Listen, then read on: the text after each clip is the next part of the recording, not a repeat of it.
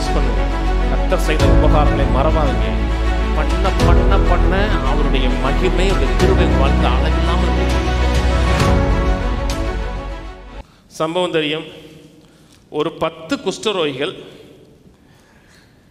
இயேசுவை பார்த்து, 12ஆம் வசனம், அவர் ஒரு கிராமத்தில் பிரவேசித்த பொழுது குஷ்டரோகமுள்ள மனுஷர் 10 பேர் அவருக்கு எதிராக வந்து தூரத்தில் நின்று, இயேசு ஐயரே எங்களுக்கு இரங்கும் என்று சத்தமிட்டார்கள். எப்படி கூப்பிட்டாங்க? சத்தமாக கூப்பிட்டான். இயேசு ஐயரே எங்களுக்கு இரங்கும் என்று சத்தமாக கூப்பிட்டார்கள். அவர்களை அவர் பார்த்து, நீங்கள் போய் ஆசாரியர்களுக்கு உங்களை காண்பியுங்கள் என்றார்.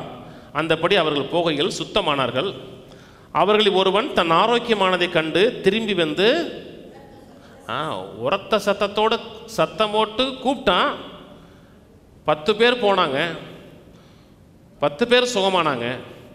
ஒருத்தன் திரும்பி வந்து உரத்த சத்தத்தோட தேவனை மைமைப்படுத்தி அவருடைய பாதத்தருகே முகங்குப்புற விழுந்து அவருக்கு சோத்திரம் செலுத்தினான். அவன் சமாரியனாய் இருந்தான்.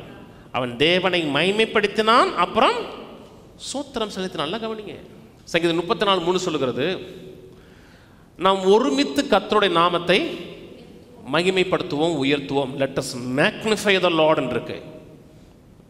மேக்னிஃபை அந்த மகிமைப்படுத்துறதும், ஆங்கில பைபிளில் மகிமைப்படுத்துறதும் இந்த மகிமைப்படுத்துறது ஒன்று தான். Let us magnify Lord, magnify the Lord. தேவனை உயர்த்துவோம், மகிமைப்படுத்துவோம்.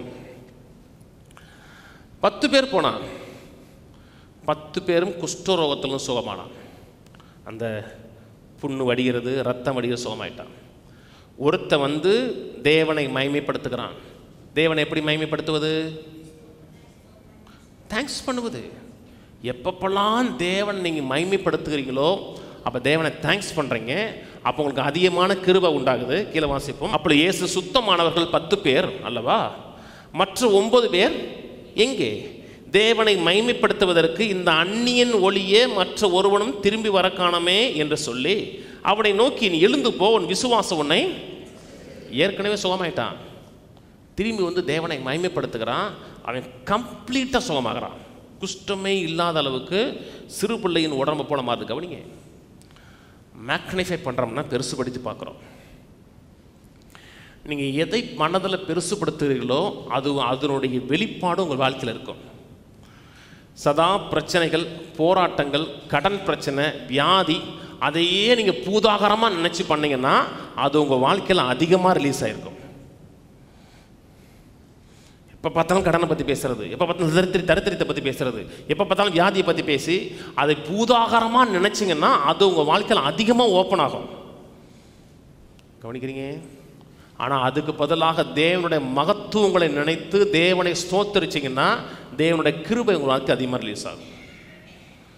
எது அதிகமாக ரிலீஸ் ஆக போகிறது என்பதை தீர்மானிக்கிறது தேவன் அல்ல, உங்களுக்கு அந்த கிருபைக்கு நீங்கள் கொடுக்குற மறு உத்தரவு. கவனிக்கிறீங்களா? ஆபிரகாமை குறித்து பேசுகிறது, தன் சரீரம் செத்து போனதையும் சாராளுடைய கற்பம் செத்து போனதையும் எண்ணாமல் தேவன் வாக்குத்தத்தம் மனிதை நிறைவேற்ற வல்லவராயிருக்கிறார் என்று முழு நிச்சயமாய் நம்பி தேவனை மகிமைப்படுத்தி விசுவாசத்தில் வல்லவனானான். 100 வயசாகி போச்சு, எனக்கு வயசாகி போச்சு, எனக்கு மனைவிக்கு வயசாகி போச்சு, இனிமேல் பிள்ளையே கிடைக்காது, நான் வாழ்நாள் முழுக்க பிள்ளை இல்லாதவன் தான், கடைசி காலத்தில் எனக்கு யார் காப்பாற்றுவா, வேலைக்காரெல்லாம் காப்பாற்றுவானா, இவன் ஒரு வேளை கஞ்சி ஊற்றுவானா அப்படி நினச்சிருந்தான்னா அவனுக்கு பிள்ளை பிறக்காது. எதை நீங்கள் அதிகமாக மகிமைப்படுத்துகிறீர்களோ அப்போ அதனுடைய வெளிப்பாடு உங்கள் வாழ்க்கையில் உண்டாகும். தேவனை மகிமைப்படுத்தும் போது தேவன் தன்னுடைய அளவில்லாத கிருபையை உள்ள கொண்டு வருகிறார். சுகத்தை மகிமைப்படுத்துங்க, தேவன் கொடுத்துருக்க அனுகூலங்களை மகிமைப்படுத்துங்க. வியாதியை பற்றி சிந்திச்சா கூட வியாதியை குறித்து என்ன வரும்போதெல்லாம் கர்த்தாவே நன்றி, நம்முடைய தழும்புகளாக என்னை சுகமாக்குனதுக்காக நன்றி சொல்லுங்க. கவனிக்கிறீங்க? சோத்திரம் பண்ணும் போதெல்லாம் தேவனை மகிமைப்படுத்துகிறோம்.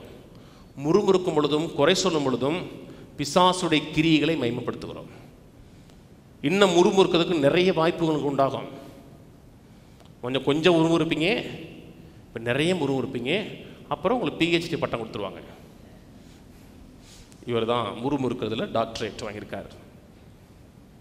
அவர்கிட்ட நீங்கள் ஒட்டினீங்கன்னாவே அந்த ஆவி உங்கள்கிட்ட ஒட்டிக்கிறோம். தேங்க்ஸ் பண்ணுங்க. கர்த்தர் செய்த உபகாரங்களை மறவாதீங்க. பண்ண பண்ண பண்ண அவருடைய மகிமை, அவருடைய கிருபை உங்கள் வாழ்க்கையில் அளவில்லாமல் வெளிப்படும்.